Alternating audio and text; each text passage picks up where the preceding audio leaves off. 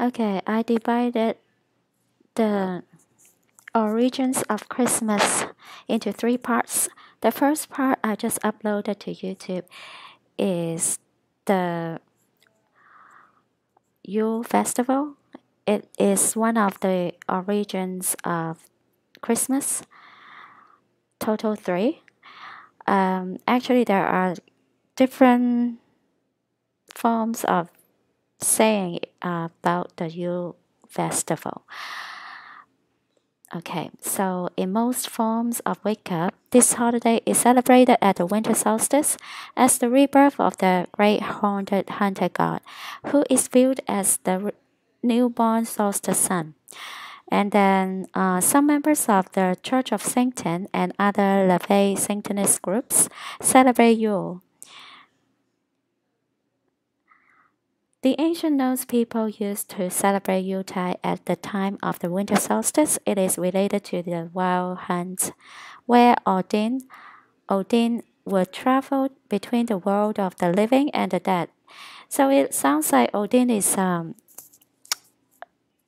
Osiris because Osiris he died and then he can walk the world of living and dead at the same time. So basically, it's like twofold Odin and Osiris.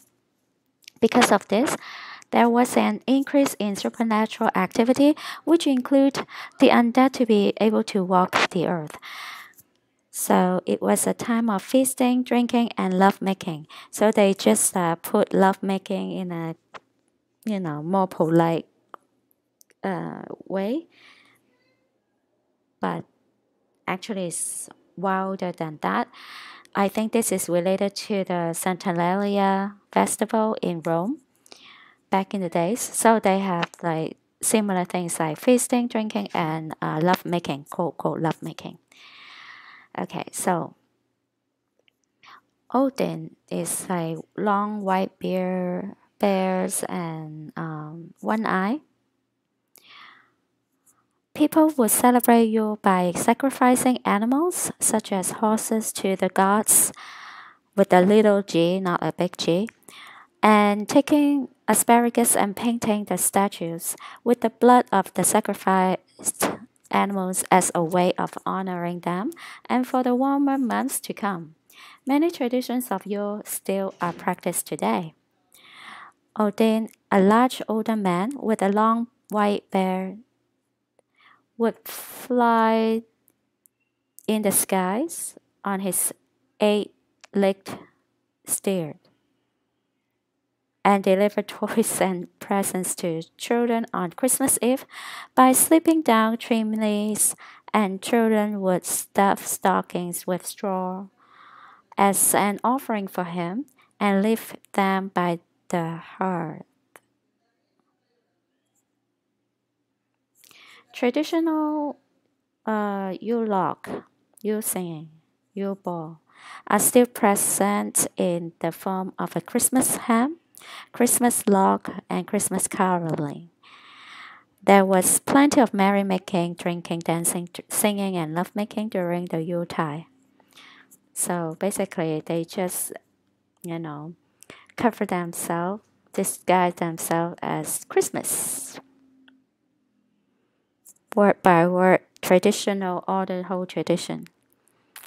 Okay, so now the second origin of Christmas is the birthday of the sun god Sol Invictus. December 25th is the day in the later Roman Empire when people celebrated the winter solstice and the birthday of the sun god Sol Invictus. Sun god's birthday. Okay, so dedicated to Mithra, identified with Roman god Sol or the sun. Sol Invictus is exactly the same as the game. That's a very popular video about that stupid Henry dropping a bomb.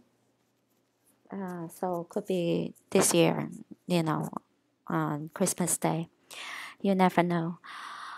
That's what they do, right? Okay, so Invictus was an ancient cult originating in Persia. Of course, everything is coming from the Middle East because Mount Hermon is in the north of Jerusalem.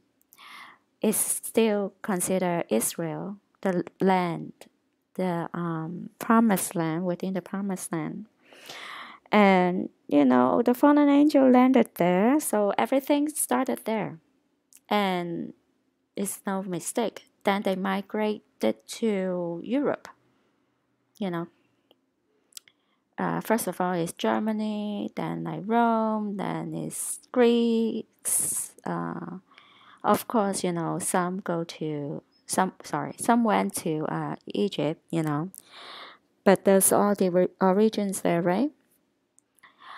All roads not lead to Rome. That's a disguise of the ultimate origin, which is all roads lead to Canaanite, the piece of land right now. The promised land that took from Canaanite. So all roads lead to Canaanite, the land of Canaanite. You know. Let's see. So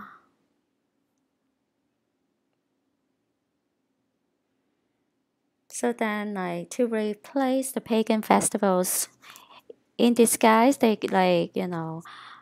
created Christmas. The Christian authorities decided to place Christ's birthday on this day. Place, quote, quote. So which means Christ's birthday is not on that day. They just want to cover up and celebrate the sun god's birthday. Okay.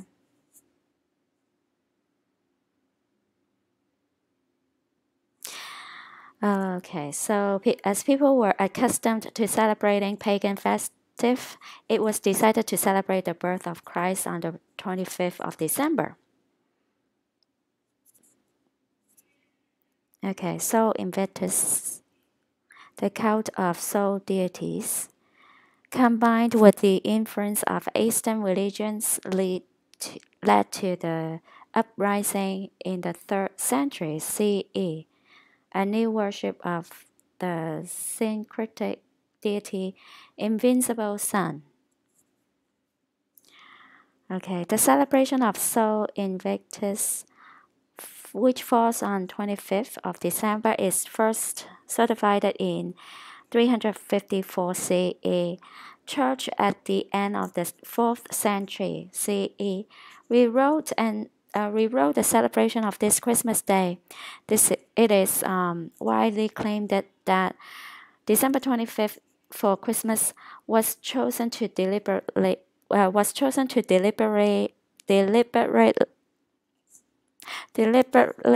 remove and replace the Rome festival, the birth of the invincible sun.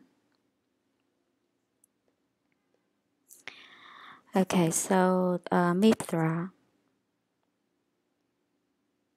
he was the Persian sun god. In Persian mythology, he was considered a helper of Arumasta. So that card, the brand name Master, is taken from here.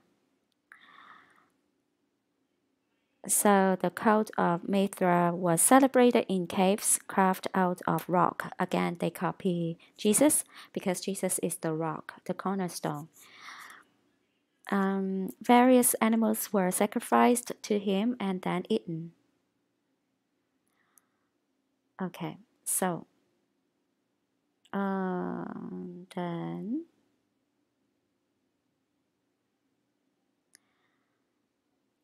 okay, so this is the second origin of the Christmas. The cult of Mithras in Rome began to spread in the 1st century CE.